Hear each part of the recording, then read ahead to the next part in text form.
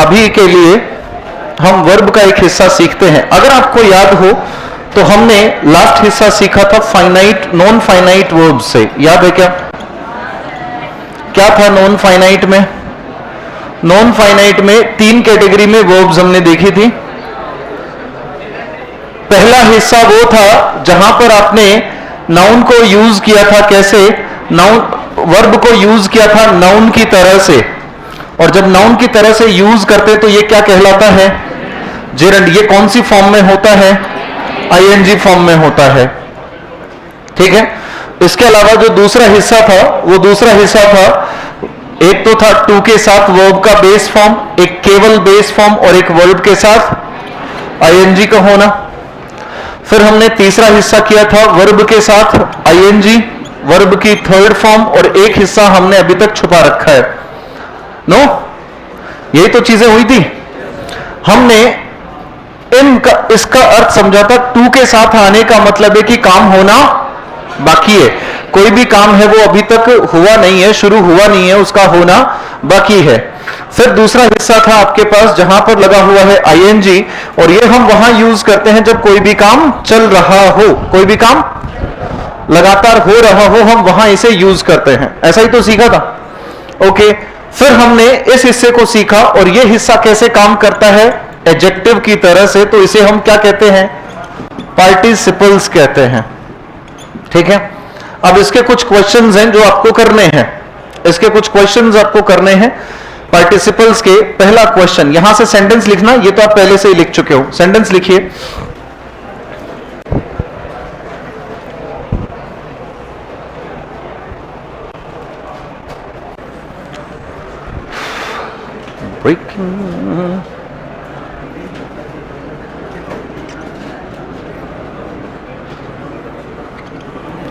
I enjoyed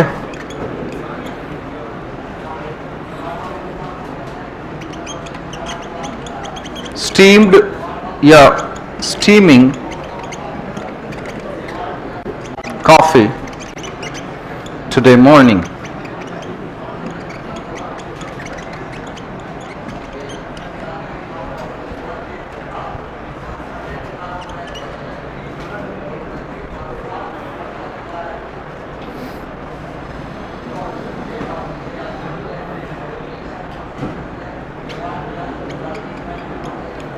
Government is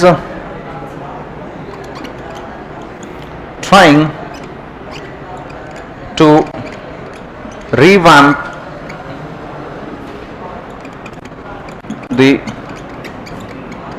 burning या burnt trains for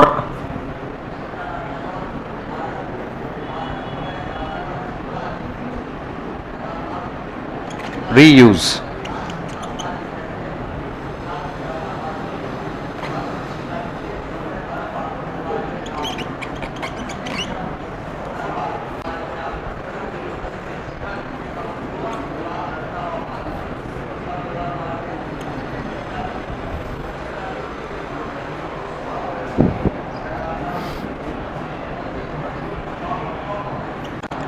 Only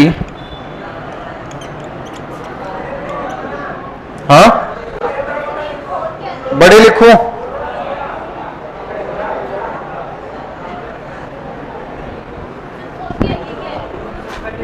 reuse.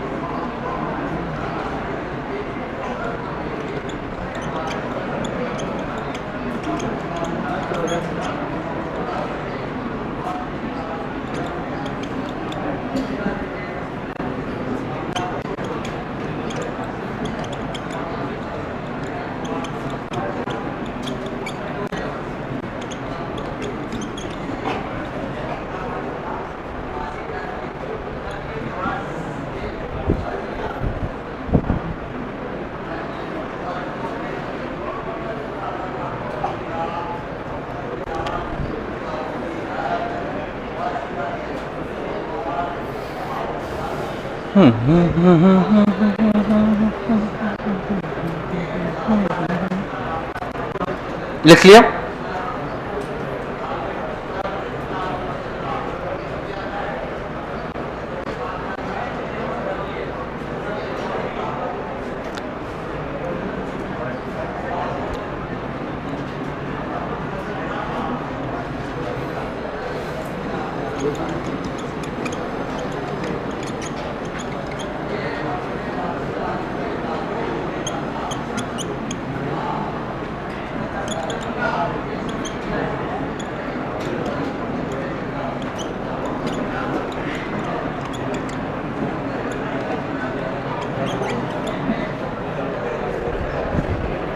Thank you.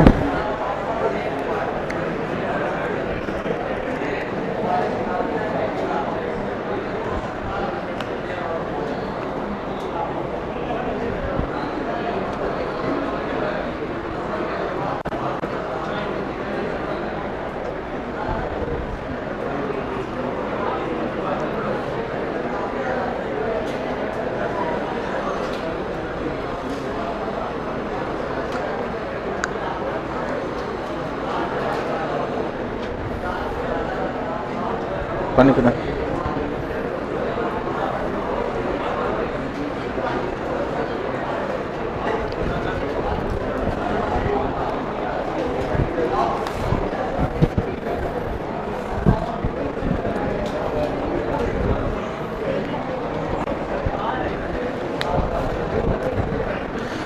Sentence लिख चुके हो तो बताओ।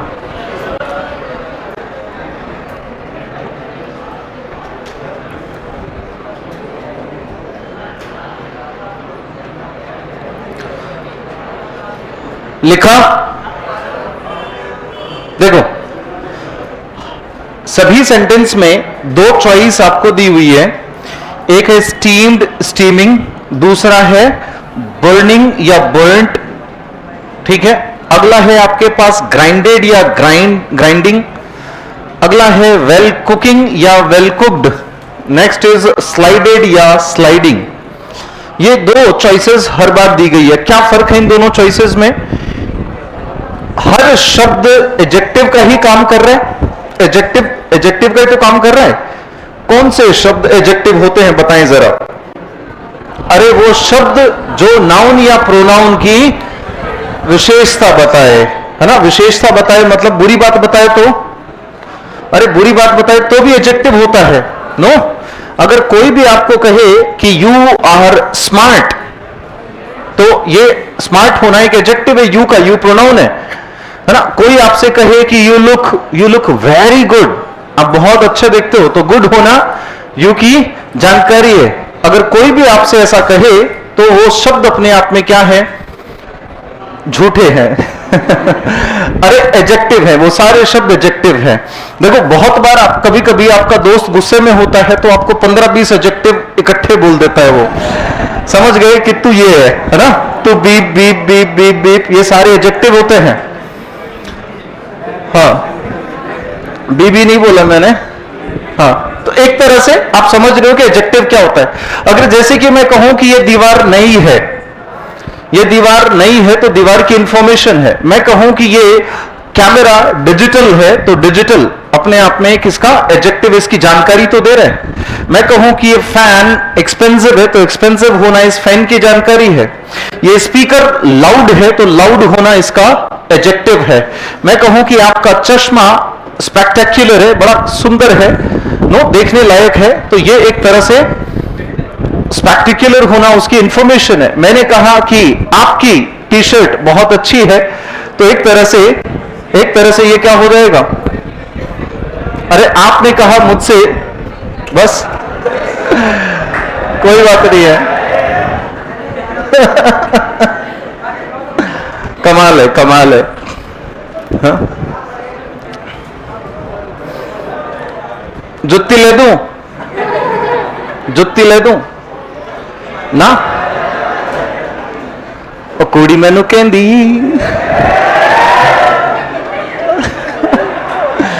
आगे देखो, तो तो हमने इतना सा समझा कि नाउन के बारे में, ध्यान से, नाउन के बारे में अगर कोई भी शब्द इंफॉर्मेशन देने का काम करे वो अपने आप में एडजेक्टिव होगा।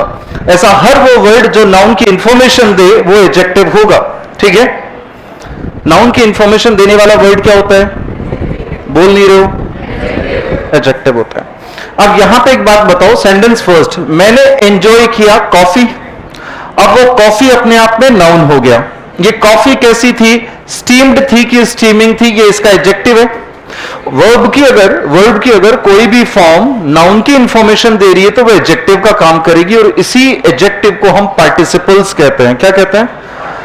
पार्टिसिपल्स। ये हमेशा उसी फॉर्म में आएगी, चाहे आप टेंस बदल लो, सब्जेक्ट बदल लो, कुछ भी बदलो, इस पे कोई फर्क नहीं पड़ेगा। इसीलिए नॉन फाइनाइट वर्ब की कैटेगरी में आते हैं। नॉन फाइनाइट वर्ब तो है कहने को, लेकिन इसका फंक्शन अलग होता है। अगर आप कभी भी यूज करते हैं एज एन एडजेक्टिव तो यहां पे दो चॉइसेस हैं। इन दोनों में फर्क क्या था पिछली क्लास में हमने सीखा। अगर वर्ब की आईएनजी वाली फॉर्म एडजेक्टिव का काम कर रही है तो उसका मतलब ये काम कैसा है? कंटिन्यू होते हुए। और अगर वर्ब की थर्ड फॉर्म किसी नाउन से पहले आकर एडजेक्टिव बन रही है तो उसका मतलब काम कंप्लीट हो चुका है। यही तो सीखा था। अब बताओ मुझे कि मैंने कैसी कॉफी एंजॉय की होगी, स्टीम्ड या स्टीमिंग? स्टीम्ड। मैंने वो कॉफी एंजॉय की जिसकी भाप निकल चुकी थी। बताओ सही है क्या? अगर आप कॉफी पीना चाहते हैं तो मेरे ख्याल से कॉफी होनी चाहिए कुछ ऐसी सी, नो? अरे ऐसा ही तो, ऐसा एक कॉफी मग है, इसमें से स्टीम निकल रही हो, यही तो आप चाहते हो। ऐसी तो चाहिए भाप निकलती हुई। अरे एक गरम चाय की प्याली हो, तो एक तरह से भाप निकलती हुई की आपने बात की, यहां पर स्टीमिंग होना चाहिए। समझ पाया? अरे भाप निकल ही चुकी है तो वो तो ठंडी हो गई। अगर कोई चीज ठंडी हो चुकी है, अगर चाय या कॉफी ठंडी हो चुकी है तो आप उसे एंजॉय करोगे? हाँ या ना? देखो अपने साथ, अगर आपको ये ज्यादती लगती है कि सिर्फ पढ़ाई करना बाकी सब चीजें छोड़ देना, अगर ये ज्यादती लगती है, एक चीज याद रखो, आपके पास जीवन में 6 महीने और 60 साल हैं। ध्यान से सुनना इस बात को। आपके पास लाइफ में 6 महीने और 60 साल हैं।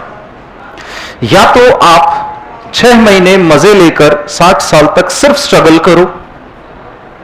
6 महीने जो मजे लेने हैं आराम से लो, जितना घूमना फिरना मस्ती करना है सब करो, और आने वाले 60 साल सिर्फ घुटने रगड़ो, स्ट्रगल करो, हर चीज के लिए गिड़गिड़ाओ या फिर मैनेज सा करो। दूसरी तरफ यही 6 महीने और 60 साल हैं। अगर आप इन 6 महीनों में जमकर मेहनत करते हो, सारे मजे छोड़ देते हो, इन 6 महीनों में बस आपको हद से ज्यादा मेहनत करनी है, तो आने वाले पूरे 60 साल सिर्फ मजे ही मजे। नो?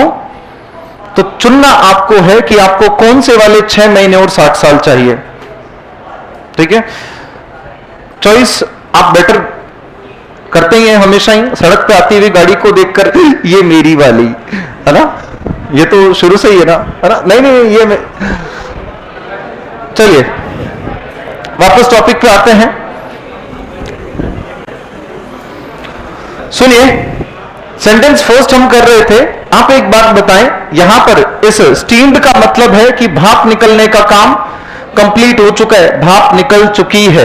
और वहीं पर स्टीमिंग का मतलब है कि भाप अभी भी निकल रही है। अगर एंजॉय ही करने की बात है, और कॉफी अगर हॉट बेवरेज है, मतलब गर्म पिया जाने वाला पेय पदार्थ, बेवरेज होता है लिक्विड, ठीक है? तो अगर गर्म पिया जाने वाला पदार्थ है तो बताओ कैसा गर्म पियोगे? नो, स्टीमिंग, भाप निकलती हुई, है ना? खोलती भी तो नहीं बोल रहा हूं, लेकिन एटलीस्ट भाप तो निकल रही हो, तभी तो हॉट कॉफी आप एंजॉय कर पाएंगे। ये सुनो, तो स्टीमिंग इसमें सही होगा, स्टीम्ड का कोई कॉन्टेक्स्ट नहीं है। लेकिन वहीं पर अगर इस कॉफी की जगह पर अगर मैं हटाकर कर दूं एक ऐसा शब्द, ये क्या लिखा? मोमोज, है ना? कुछ लोग बड़े परिचित हैं इनसे।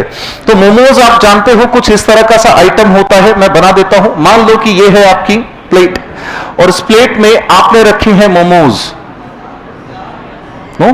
कुछ इस तरह के से, है ना? ये डिलीशियस नहीं है, खाना मत।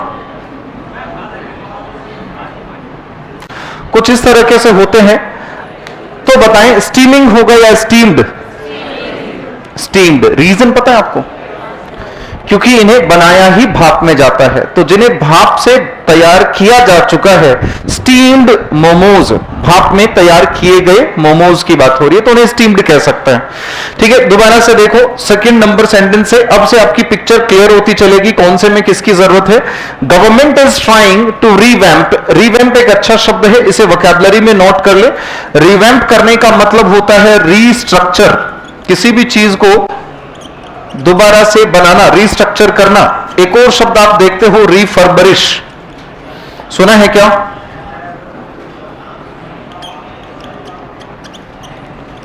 आप बहुत बार ऑनलाइन मोबाइल सर्च करते हो, दिखाते हैं ना रिफर्बरिश्ड मोबाइल।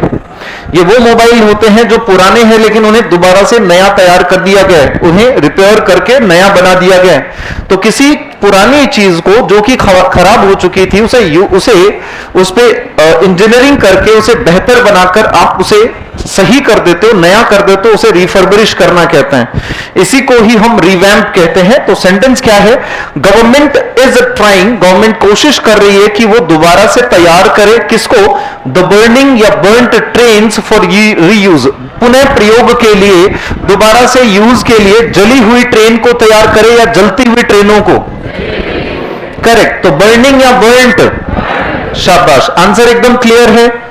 ओके, इसकी हमें जरूरत नहीं है। अरे जो जलती हुई है उसको पहले आग बुझाना पड़ेगा, तब जाके तैयार होंगी। ये सुनो, एक और सेंटेंस देखो, लिखा है नंबर 3, ओनली ग्राइंडेड या grinding x can cut the tree. जो कौन सी कुल्हाड़ी है वो पेड़ काटेगी? धार लगाई हुई या जिस पे धार लग रही है वो? करेक्ट। जो ग्राइंड की जा चुकी है, जिस पे लग रही है, हो सकता है अभी तक पूरी लगी नहीं हो, और धार लगाओगे कि पेड़ काटोगे, तो अलग अलग चीजें होंगी। तो ग्राइंडेड एक्स, धार लगाना होता है इसका मतलब। Next, you must be served, आपको, हाँ, यू मस्ट बी सर्व्ड, आपको सर्व किया जाना चाहिए। वेल कुकिंग या वेल कुक्ड फूड, कैसा खाना मिलना चाहिए? अच्छे से पकाया हुआ या अच्छे से पकता हुआ? पकाया हुआ। पकने के बाद ही तो सर्व होगा, यानी कि काम कंप्लीट हो चुका है, तो क्या होगा? Well cooked. वेल कुकिंग गलत होगा। ही फेल ऑफ, वो गिर गया। The fell off the slided या स्लाइडिंग लेडर्स, लेडर सिंगुलर ही रखना पड़ेगा इसको, ऐसा हटा दो। वो फिसलती हुई सीढ़ी से गिरा कि फिसली हुई सीढ़ी से गिरा? मान लो कि एक सीढ़ी है, वो सीढ़ी फिसल गई है, फिसली हुई तो वो है, गिरी हुई है नीचे, उस पे से कोई गिरेगा कि एक सीढ़ी है वो फिसलते हुए उस पे से गिरेगा?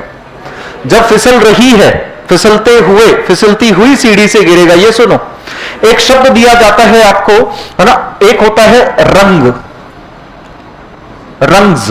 ये रंग्स क्या होते हैं? ये रंग्स होते हैं सीढ़ी के पायदान। जो ये सीढ़ी होती है ना, ये वाली सीढ़ी, एक तो होती है स्टेयर्स, वो तो स्टेयर हो जाएगा, लेकिन जो हम जनरली पेंट करने के लिए लाते हैं, तो इसके ऊपर ये जो होती है डंडियां, इन्हीं को रंग्स कहा जाता है। ठीक है,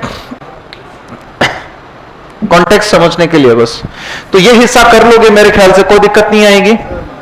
चलिए, अब देखो एक पार्ट इसका बचा हुआ है जिस पे हमने कल बात की थी, क्वेश्चन मार्क लगा रखा था, हमें उसका फंक्शन नाम कुछ भी नहीं पता क्या है वो चीज। तो लो जी, पर्दे में रहने दो, हाँ क्या बताना है?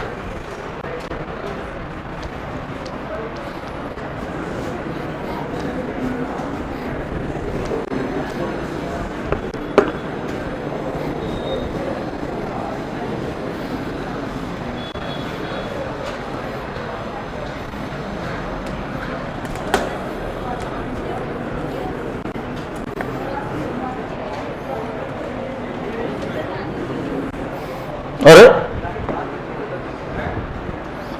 इधर इधर इधर इधर इधर इधर इधर इधर,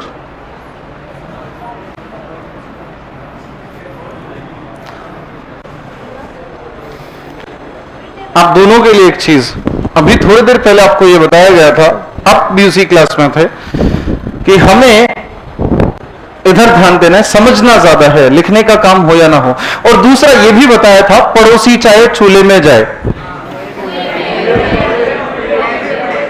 चूल्हे में भी जा सकता है, कहीं पे भी जाए, किसी पे भी ध्यान नहीं देना है ना। आपको मतलब नहीं होना चाहिए कि ये पढ़ाई करते हैं या ये पढ़ाई करते हैं, आपको खुद को पढ़ना है ना। आप आपके पास बैठकर, बेशक चाहे कोई लाइक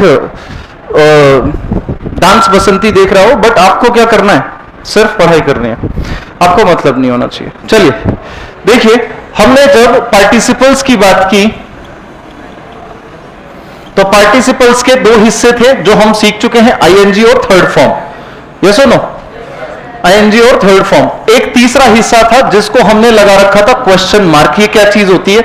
ये सबसे इंपॉर्टेंट हिस्सा है, सवाल यहीं से आएगा। सवाल इसकी वर्ब की शीट भी आपको आज ही मिल जाएगी, ठीक है? वर्ब की शीट के लिए भी मैं पहले फोन करता हूं क्योंकि ये पूरा होते ही शीट करवानी पड़ेगी फिर आपको। नाम क्या है? मनीष।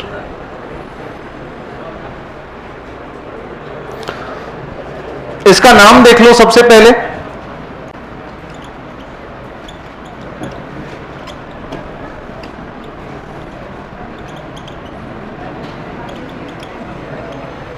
मनीष, अपनी जो वर्ब की शीट है ना, तो वर्ब की शीट भी कन्वर्ट करके देंगे।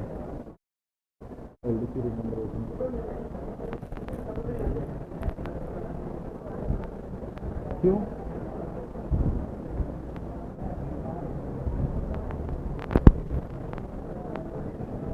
तो कॉपी तो निकल जाओगे, कोई दिक्कत कुछ नहीं। रोहित में तो देख बात, रोहित हाँ ठीक है। हाँ अभी 1 घंटा और है मेरे पास। हाँ एक शीट और ले जाओ उससे जाते हुए, वो भी लानी है। ये दो तो लाओ।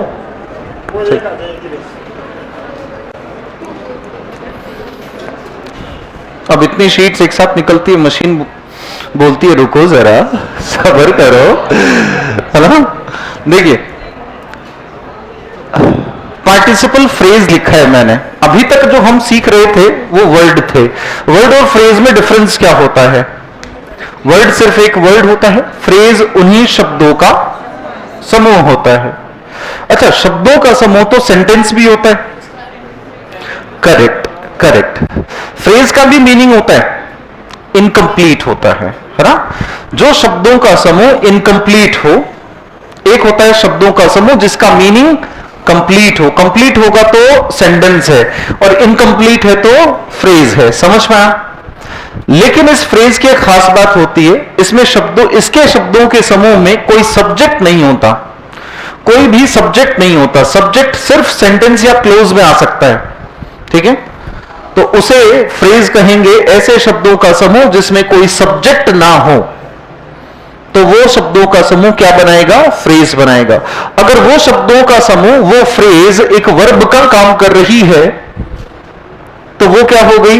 वर्ब की फ्रेज। और वो वर्ब की फ्रेज अगर किसी नाउन के लिए एडजेक्टिव बन जाए तो वो क्या बन जाएगी?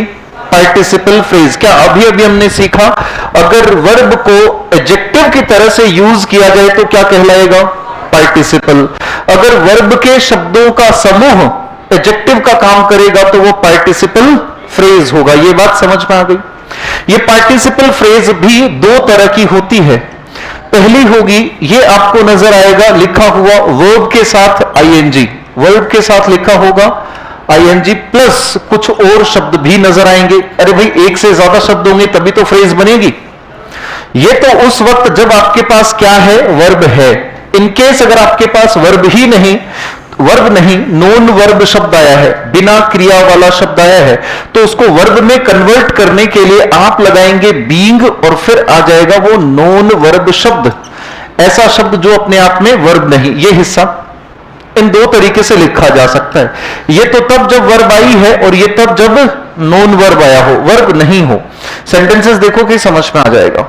इसका दूसरा हिस्सा एक और होता है, और इस हिस्से में जो होता है वो क्या होता है? इसमें आपको नजर आएगा हैविंग के साथ में वर्ब का थर्ड फॉर्म, और हो सकता है कुछ और शब्द हो, और ना भी हो तो दो वर्ड तो हो ही चुके, प्लस फ्रेज बन चुकी है अब। ये दूसरा हिस्सा इसके अंदर होता है, जिसके अंदर अगर मान लो ये तो हो गया उस वक्त जब वर्ब आई हो, लेकिन अगर वर्ब नहीं आई हो तो हैविंग तो हमें लिखना ही है, लेकिन ये जो थर्ड फॉर्म है ये हम किसकी बनाते हैं? बीन की। हैविंग बीन और आगे आएगा नोन वर्ब शब्द। बोलो ये हिस्सा समझ में आया? कुछ सेंटेंस लिखते हैं, आपको समझ में आ जाएंगी चीजें। पहला सेंटेंस मैंने लिखा, considering all the facts the जज गेव हिज वर्डिक्ट। बच्चा वर्डिक्ट जो होता है ना, वर्डिक्ट का मतलब होता है डिसीजन, है ना? कोर्ट्स का जो डिसीजन होता है, कोर्ट्स डिसीजन, कोर्ट का फैसला, उसे हम वर्डिक्ट कहते हैं। देखिए, कंसीडरिंग ऑल द फैक्ट्स, यहां पे कंसीडरिंग ऑल द फैक्ट्स, सभी फैक्ट्स को कंसीडर करते हुए जज ने अपना फैसला सुनाया।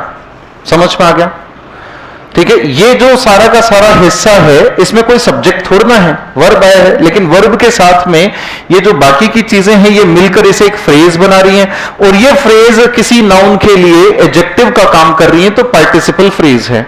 ठीक है, मैं कुछ सेंटेंस और लिखता हूं, ये सेंटेंस आप मेरे साथ लिखें, इसके लिए जगह छोड़ लें, इसके लिए बाद में लिखना है, इसके लिए जल्दबाजी मत करो। जो सेंटेंस मैं भी लिख रहा हूं, एक तो ये, और इसके बाद में 2 सेंटेंस और लिखूंगा, बस ये 3 सेंटेंस एक बार लिख लो, फिर उसके बाद में ये लिखने के लिए टाइम दूंगा मैं आपको।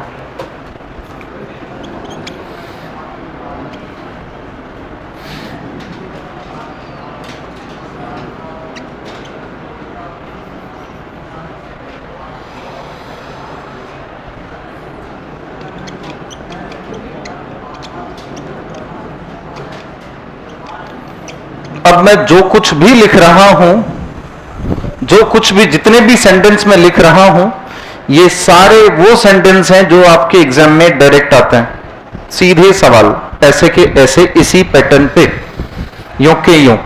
ठीक है,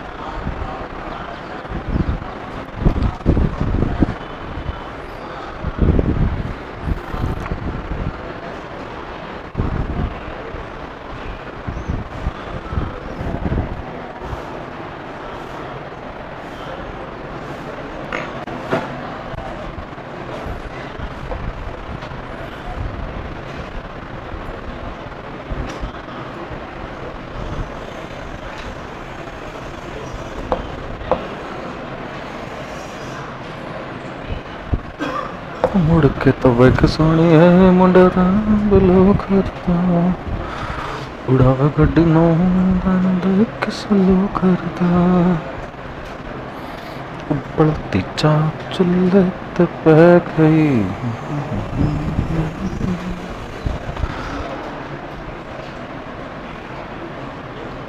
पता चला तेन शौक फुलाता, फुलाता राजा गुलाबी।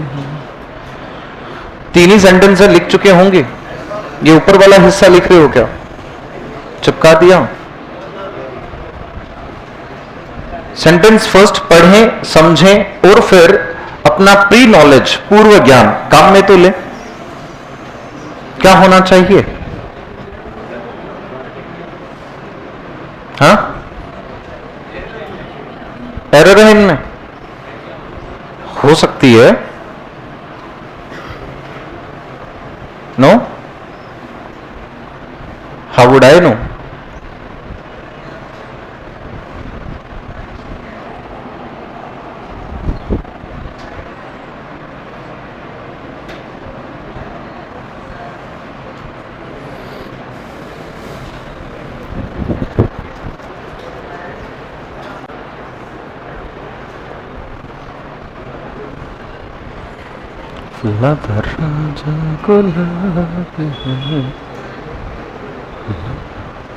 चलिए सेंटेंस फर्स्ट पढ़ते हैं. Considering all the facts the जज गेव हिज वर्डिक्ट. जज ने अपना फैसला सुनाया. बताएं.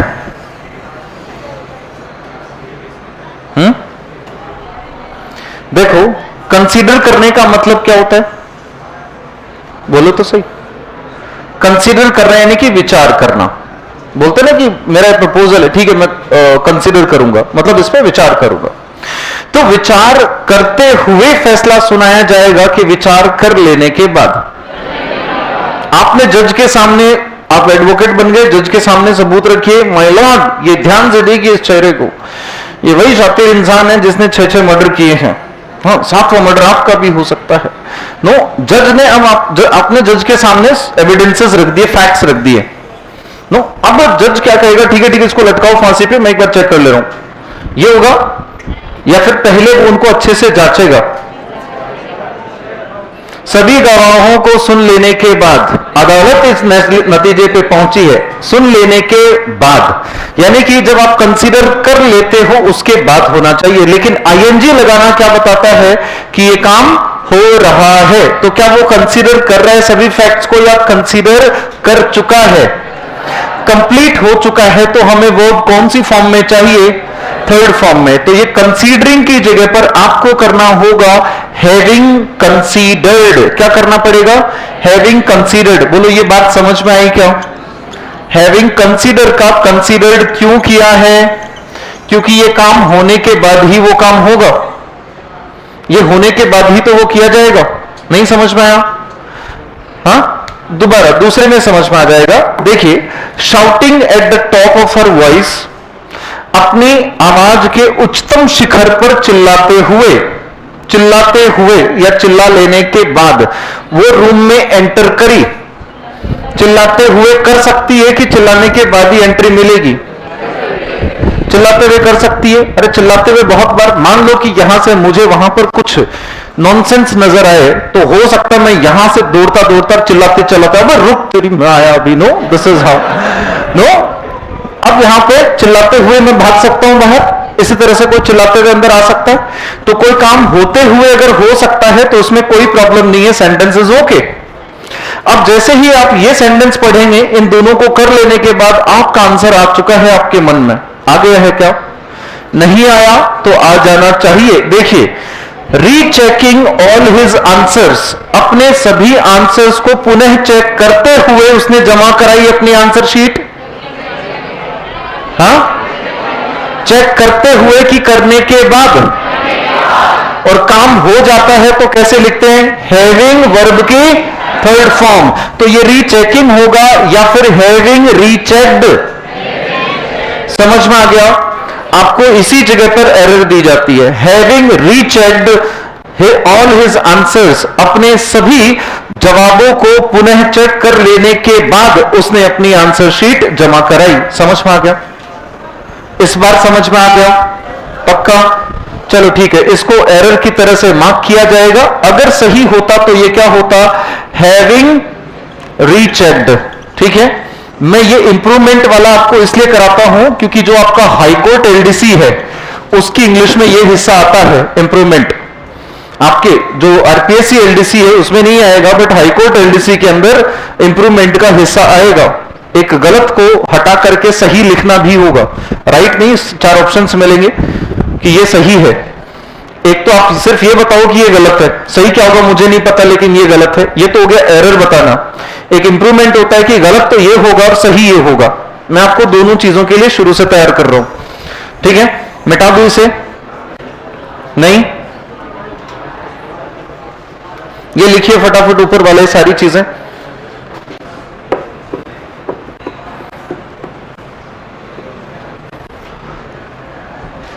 चला फुलादा फुलादा राजा गुलाब है किसी के कुछ खुशबू उगानी हल्का के ताती है।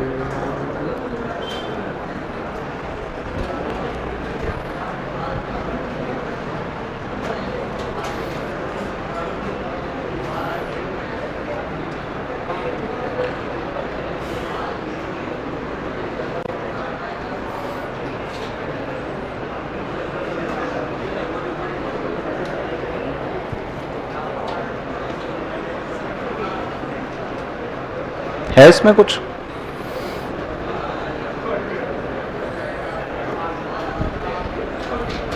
मंगवाते हैं।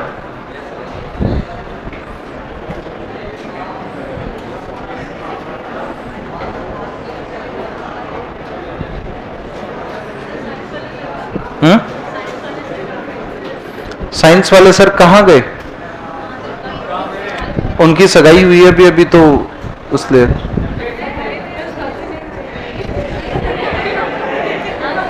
कौन पढ़ा रहा है आपको साइंस? मिश्रा जी ना? हाँ तो अभी कहाँ से होगी शादी?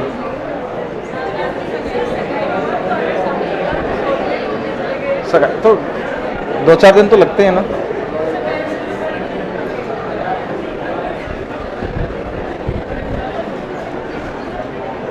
वो बोतल पहुंचाना, पास करना, इनको दे दो, ये दे देंगे। शर्मा जी रूम नंबर 8 में यार एक पानी की बोतल।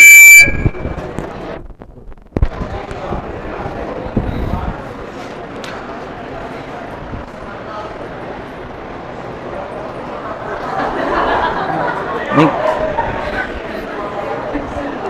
क्या हो गया?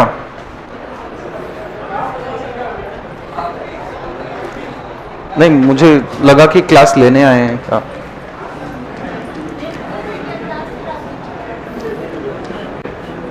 ये पूरी हो जाएगी, अभी शीट आएंगे उसको सॉल्व कर लेंगे।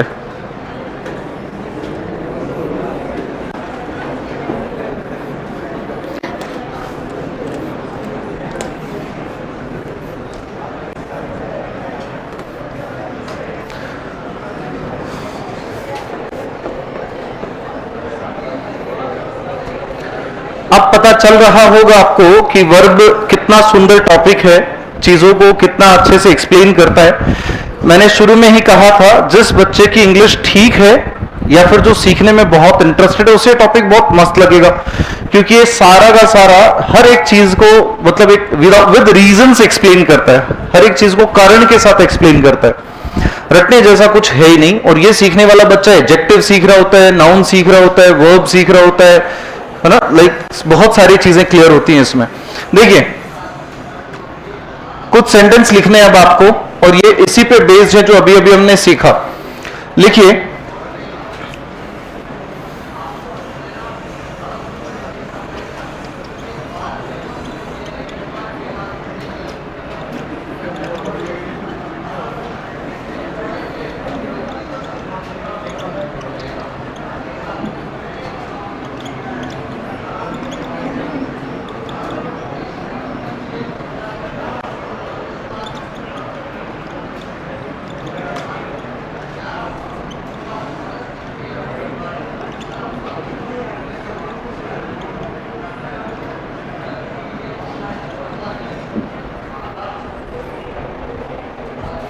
अब जो बड़े बड़े सेंटेंसेस देखकर आपको लगता था कि यार इतनी अंग्रेजी कैसे होगी, आपके लिए आसान हो जाएगा। कॉन्सेप्ट बड़ा छोटा होता है।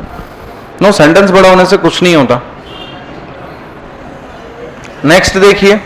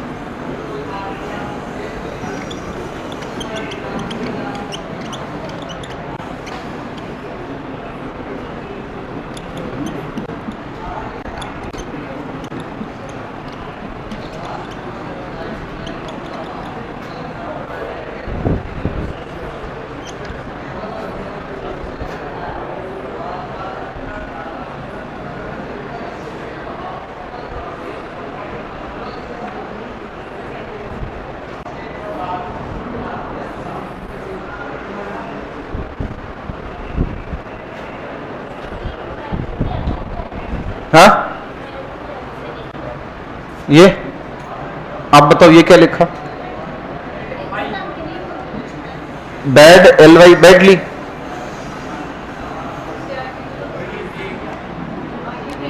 ड्राइविंग बैडली, द पुलिस, चालान।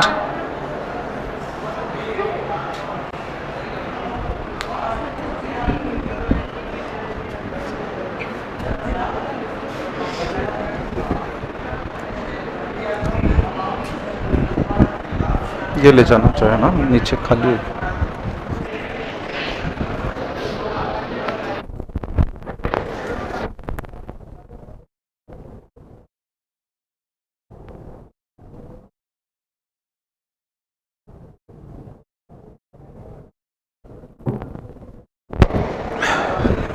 एक और भेज देना।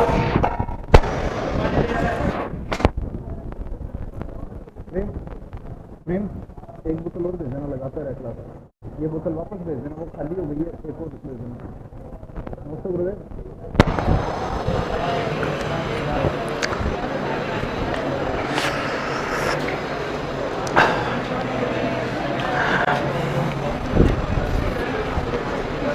भेजनी वापस। हाँ, ये ले जाओ। दोबारा से आगे सेंटेंसेस लिखिए।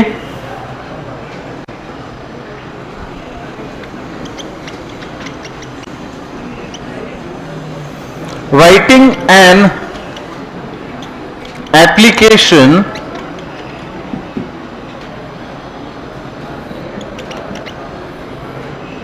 the student mentioned his bad health.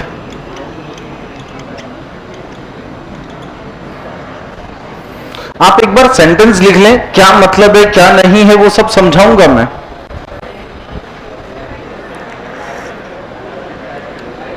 कौन सी खुशी हो गई आपको? अरे हाँ, ये गलत है।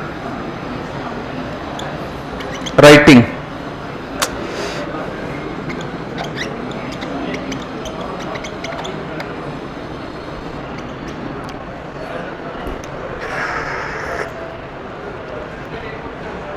हाँ, एक और चाय।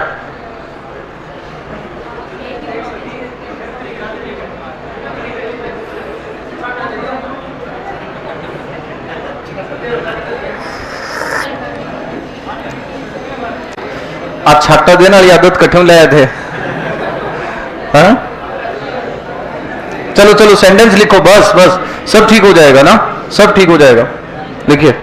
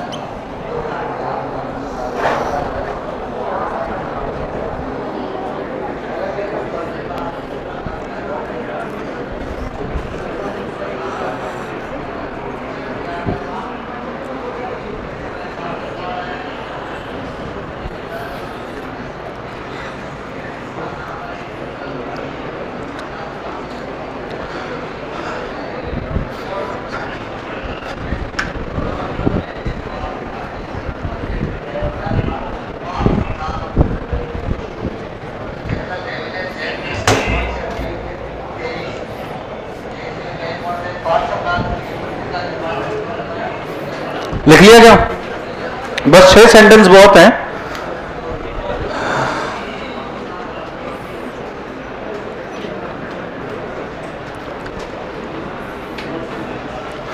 Sentence first, completing its homework the mother allowed the child to play.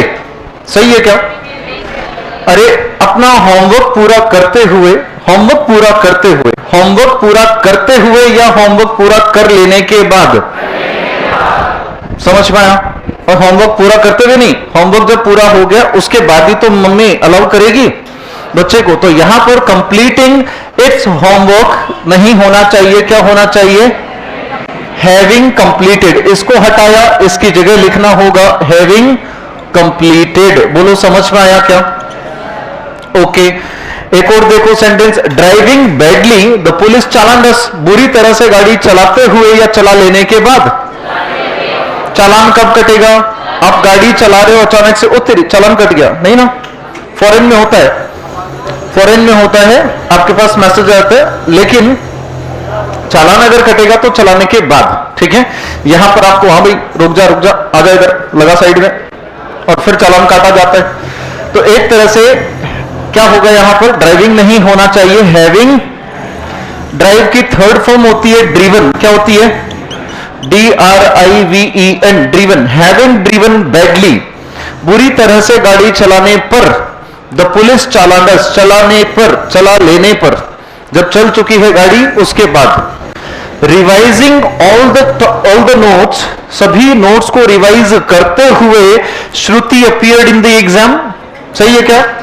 Shruti exam में अपीयर हुई सभी नोट्स को रिवाइज करते हुए या कर लेने के बाद। समझ में आ गया ये हिस्सा? ये सबसे मुश्किल पार्ट है वर्ब का। अगर आप आसानी से कर रहे हो तो कोई तकलीफ नहीं, क्योंकि सवाल यहीं से आएगा, ठीक है? नॉन फाइनाइट वर्ब से जो सवाल आएगा वो यहां से, और एक वो आता है टू के साथ में वर्ब की बेस फॉर्म और ING, उन दो जगह से सवाल आते हैं। रिवाइजिंग ऑल द नोट्स नहीं होना चाहिए, क्या होना भाई? नोट्स कर लेने के बाद। तो होगा क्या? Having revised, having revised all the notes, सभी नोट्स को रिवाइज कर लेने के बाद श्रुति एग्जाम में अपीयर हुई, करने के बाद। अगला पॉइंट देखो, writing an application the student mentioned his bad health. अरे एप्लीकेशन लिखते हुए स्टूडेंट ने अपनी बुरी जो हेल्थ थी, अपनी खराब हेल्थ थी, उसका जिक्र किया, उसको मेंशन किया या उसको दर्शाया। तो लिखते हुए दर्शाएगा कि लिख लेने के बाद दर्शाएगा?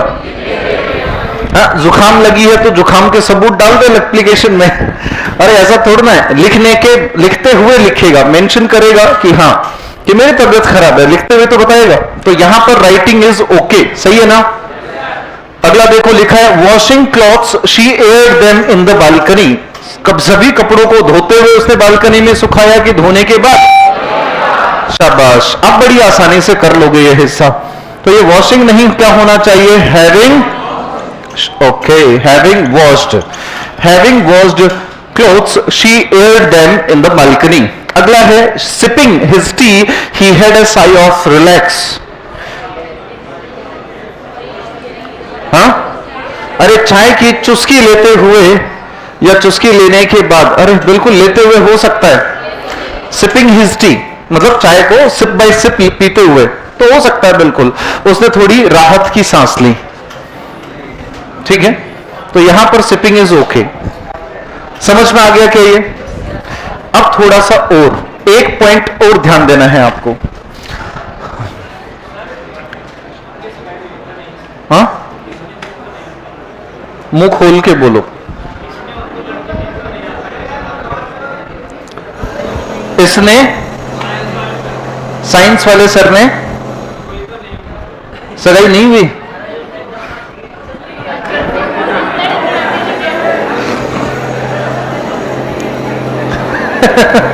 आप तो है ना वो पार्टी से बच रहे हैं, आप तो ही कॉन्ग्रेचुलेशन बोलना, भाई हमने पार्टी ली है, आप भी लेना। देखो इधर देखो दोबारा से, इधर। सिपिंग हिज टी, अपनी चाय की चुस्की लेते हुए किसने किया ये काम? अरे बोलो ना, ही ने। किसने? अरे ही ने। Johnny Johnny. हैविंग वॉश्ड, कपड़े धोते हुए, शी एयर्ड, कपड़े धोते हुए, किसने धोए कपड़े? अरे शी ने, किसने? अरे सीखने वाली बात है, अगर फोकस्ड होके दोगे तो बहुत बढ़िया पॉइंट नजर आएगा। दोबारा शुरू से शुरू करते हैं। सिपिंग हिज टी, चाय कौन पीते हुए कौन है सेंटेंस में? ही। दोबारा, हैविंग वॉश्ड क्लोथ्स, कपड़े धोने के बाद, ये काम किसने किया? शी ने। राइटिंग एन एप्लीकेशन, किसने लिखी एप्लीकेशन? शाबाश। अच्छा, रिवाइजिंग ऑल द नोट्स, किसने किया? शाबाश। हैविंग ड्रिवन बैडली, बुरी तरह से गाड़ी किसने चलाई? कुड़ी मैनू कहंदी। समझ में आया क्या? यहां पर किस्सा क्या है? अगर मैं आपसे कहूं नीली गीता ने गाड़ी खरीदी, ठीक है क्या? नीली गीता ने गाड़ी खरीदी, सही है क्या? क्यों सही नहीं है? क्योंकि नीला होना इंफॉर्मेशन गीता की नहीं, गाड़ी की है। इसीलिए नीला शब्द गाड़ी के पास आना चाहिए, ना कि गीता के पास। इसका मतलब कि सही सेंटेंस होगा गीता ने नीली गाड़ी खरीदी। समझ में आया ये चीज? इसी तरह से जब ड्राइविंग बैडली इंफॉर्मेशन पुलिस की नहीं है, ये है तो एडजेक्टिव ही ना। अरे भूल गए क्या वो बात? हमने शुरू में सीखी थी कि पार्टिसिपल्स वो शब्द होते हैं जो नाउन या प्रोनाउन को एक्सप्लेन करे, उसके बारे में डिटेल दें। तो ये किसी ना किसी नाउन प्रोनाउन के बारे में, ये इस प्रोनाउन के बारे में, ये इसके प्रोनाउन, ये नाउन क्वालिफाई तो कर रहे थे, तभी तो ये एडजेक्टिव है, तभी तो ये पार्टिसिपल्स हैं। अब यहां पर भी ये किसी ना किसी नाउन की जानकारी दे रहे हैं। गाड़ी चला लेने के बाद ये गाड़ी किसने चलाई थी, लेकिन ये इससे दूर है। और हमें इंग्लिश क्या सिखाती है? जो जिसकी जानकारी वो उसके पास रहे, हाँ या ना? अरे जो जिसकी जानकारी है वो उसके पास रहे, तो क्या करें? यहां पर हैविंग ड्रिवन बैडली को उठाकर इस अस के पास रखें, या फिर अस को इधर ले आए? शाबाश। अगर आपको घर का खाना खाना है और यहां खाना है, याद करो मैंने आपको पैसिव में एक बात सिखाई थी, याद है क्या? अगर घर का खाना खाना है तो दो काम हो सकते हैं, या तो आप घर से टिफिन मंगवाओ, घर का खाना खा लो, घर नहीं जा सकते टिफिन आ सकता, या फिर जेसीबी भेजो और घर को यहां ले आओ और फिर घर का खाना खा लो। तो पूरे घर की जरूरत नहीं, जरूरत किसकी है? सिर्फ टिफिन की। तो पूरा घर नहीं, टिफिन आ सकता है, और वो टिफिन अपने आप में घर का खाना अपने साथ लाता है। ये सुनो, अरे बोलो तो सही। ओके, अब देखिए ये अस की जानकारी है, तो इस अस के लिए आपको एक प्रोनाउन लिखना पड़ेगा। यहां पर क्या? We comma having driven badly. ये वी क्यों आया यहां पर पता चल गया, क्योंकि ये जो जानकारी है इसकी नहीं है, जिसकी है अगर वो इससे दूरी पर है तो उसके लिए प्रोनाउन हम यहां पे ले आएंगे, शुरू में ले आएंगे, सब्जेक्टिव केस में आएगा। समझ में आया? दोबारा से देखो, लिखा है हैविंग कंप्लीटेड इट्स होमवर्क, अपना होमवर्क पूरा कर लेने के बाद। क्या मदर ने किया था क्या होमवर्क?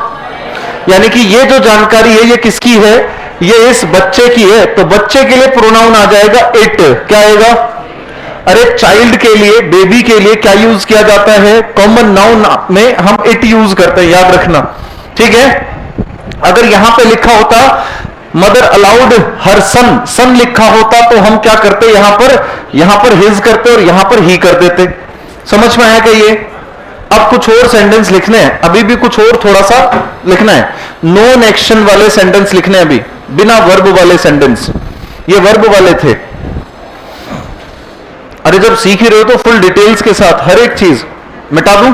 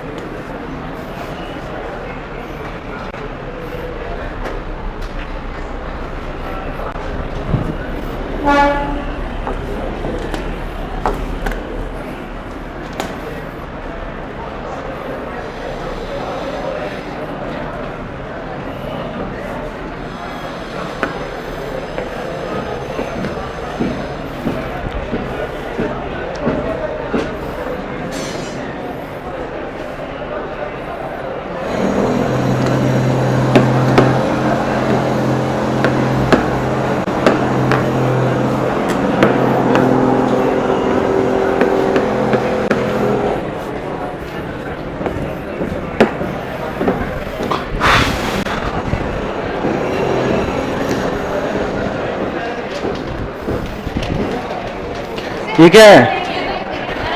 अरे भाई प्रपोजिशंस की शीट मंगवाई थी ना। आ रहा है, रुको जरा।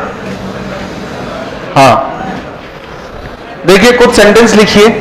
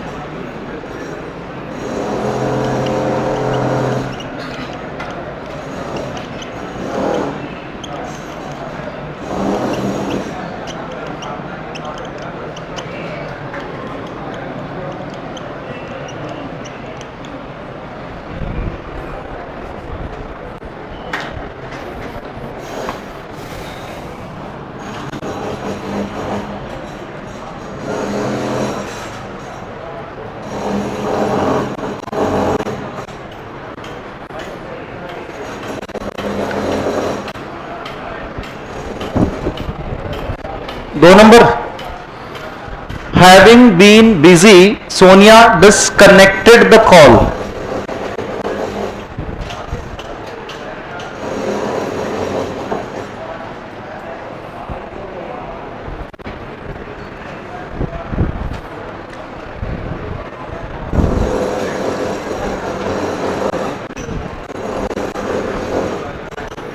लिख लिया आपने?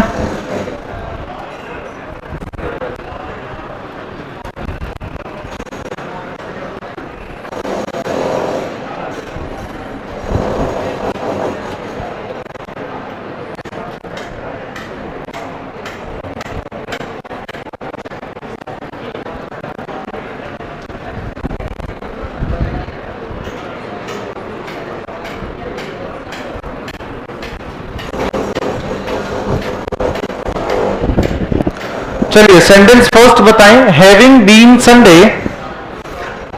Been Sunday Raj cancelled the meeting. Sunday होने की वजह से राज ने मीटिंग कैंसिल कर दी, ये तो कह रहे हो। अरे संडे होने पर राज ने मीटिंग कैंसिल कर दी, तो संडे है इसलिए कैंसिल हुई है कि संडे होके पूरा हो गया है? कैंसिल कब करेगा?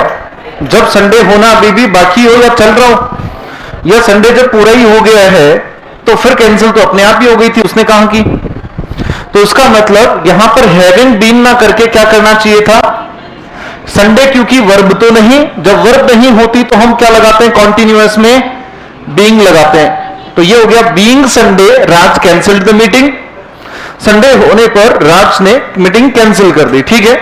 लेकिन क्या संडे होना राज की जानकारी है क्या? ये तो संडे की ही जानकारी है। तो अब इसके लिए हम एक प्रोनाउन काम में लेते हैं, वो क्या हो जाएगा? It being Sunday. सेंटेंस क्या होगा? It being Sunday Raj cancelled the meeting, ठीक है।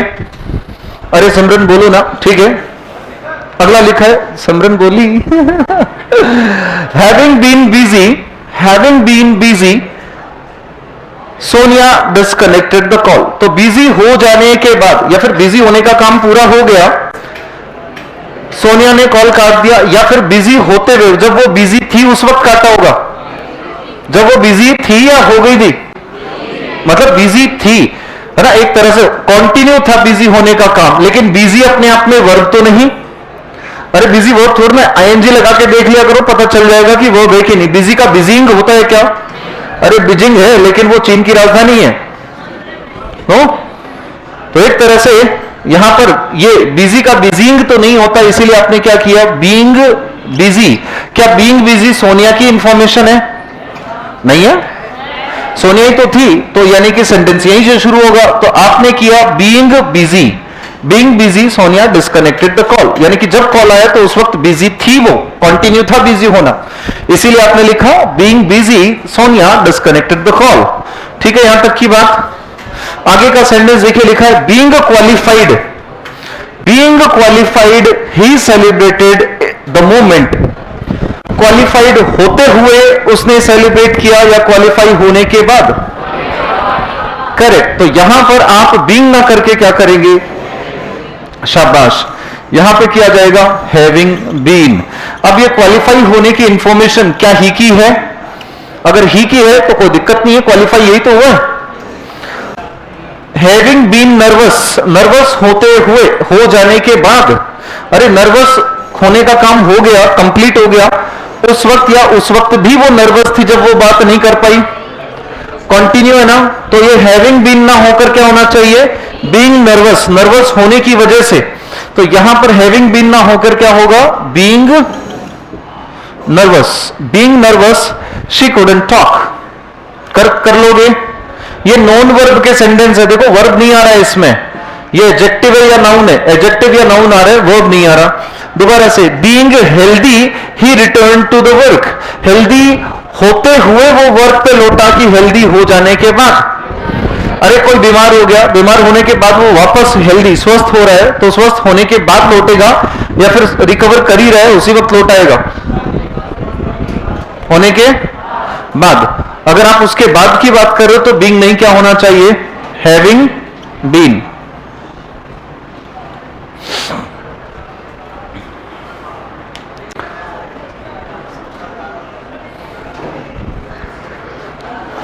इन सभी में दोबारा से लास्ट सेंटेंस से कर लें। हैविंग बीन हेल्दी कौन हो गया? ही, है ना। बीइंग नर्वस कौन थी? शी, है ना। हैविंग बीन क्वालिफाई कौन हुआ? ठीक है। बीइंग बिजी कौन था? है ना। बीइंग संडे राज था क्या? राज की जानकारी नहीं। अगर दी हुई फ्रेज उसके बाद आने वाले नाउन या प्रोनाउन की जानकारी नहीं, तो उसके लिए हम कोई प्रोनाउन लिखते हैं, जैसे पिछले वाले सेंटेंस में लिखे थे।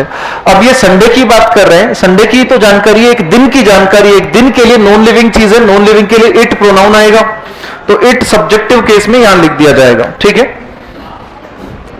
अब कोई कंफ्यूजन हो तो बताएं, है? नहीं है?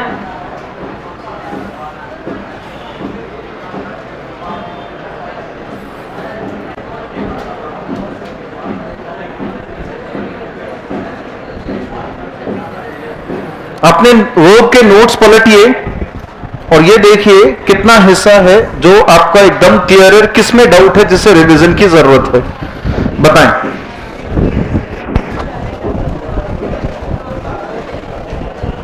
मनीष वर्ब वाली शीट दे दी थी क्या?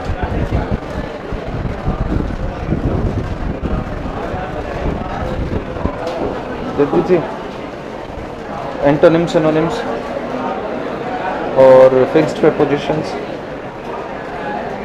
तीनों दे दिया ना, रोहित का नाम दिया, ठीक है।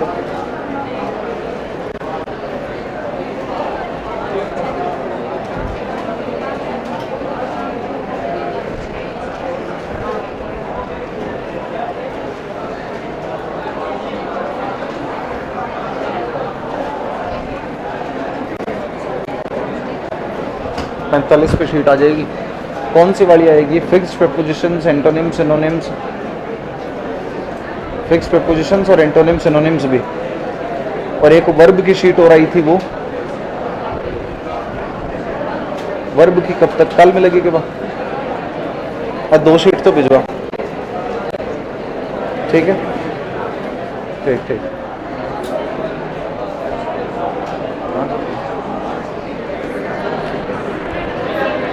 क्या आप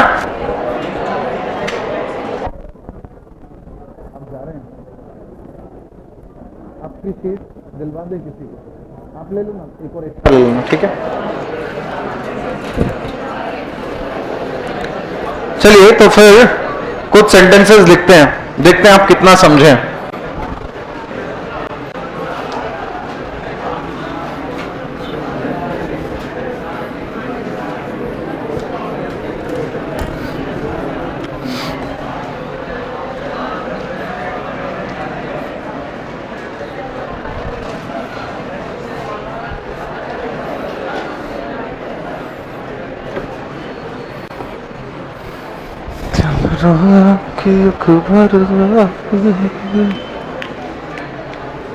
लिखिए कुछ सेंटेंस, अभी शीट आ रही है आपकी।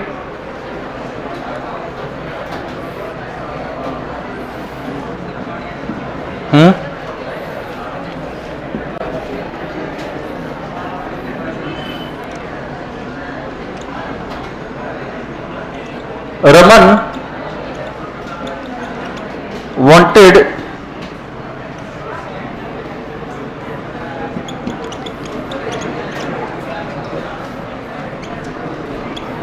to her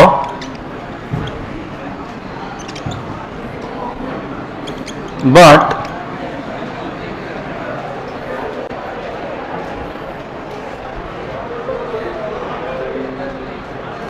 he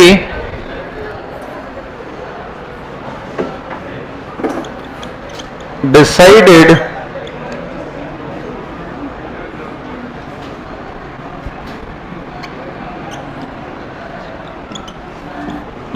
the idea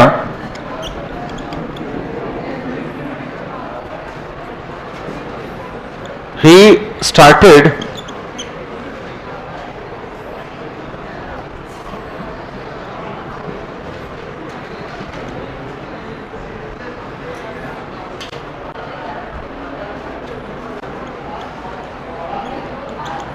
prepare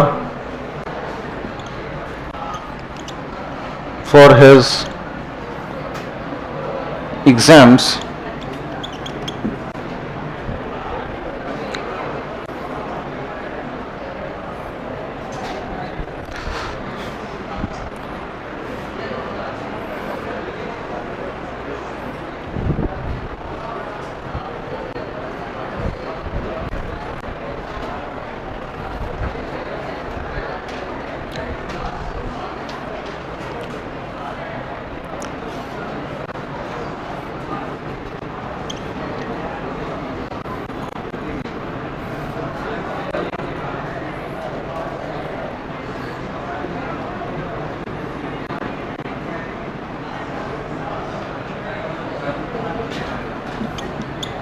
he में इस verb reflexive made his heart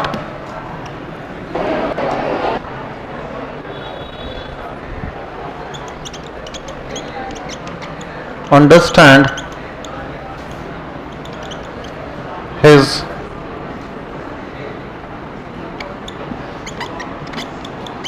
circumstances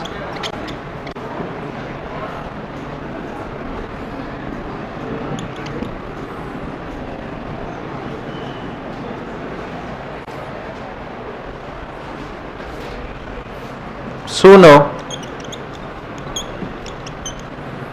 he started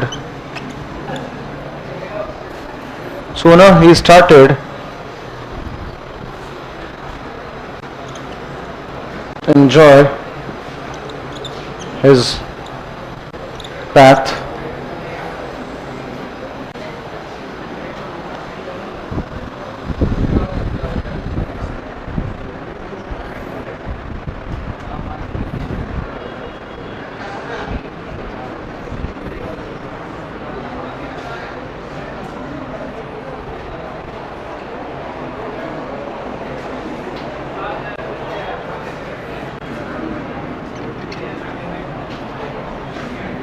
यानी लंबाई में संकुचन होंगे तो दो he देखिए never let her और वो ध्यान रखिएगा मधुकर गुप्ता है। हाँ जी, Memory. वापिस यहाँ आ जाइएगा। मैंने क्या कहा, दूसरा बोला है hurt गवर्नर, हम। लेकिन अब इसका he had ये दो कि भारत का वायस left और भारत के जो प्रथम वायसराय बने think about her.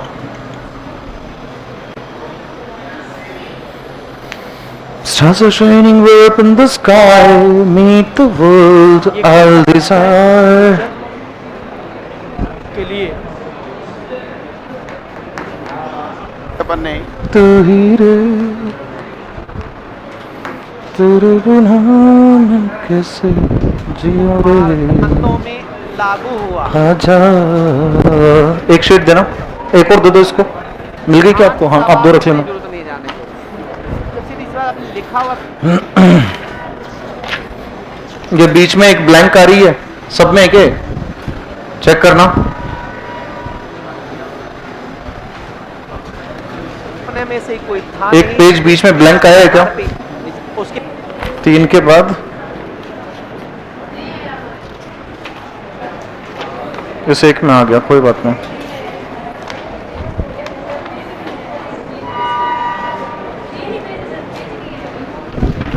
हाँ नहीं ठीक है। तो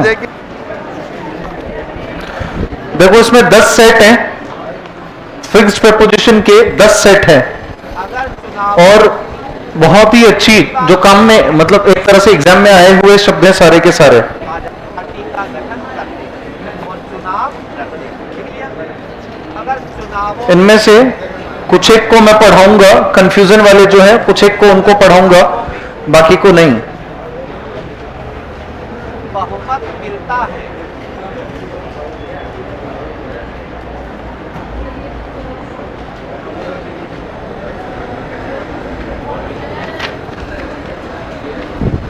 हाँ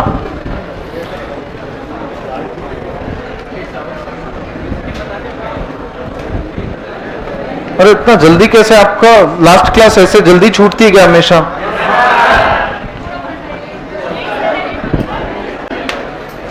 देखो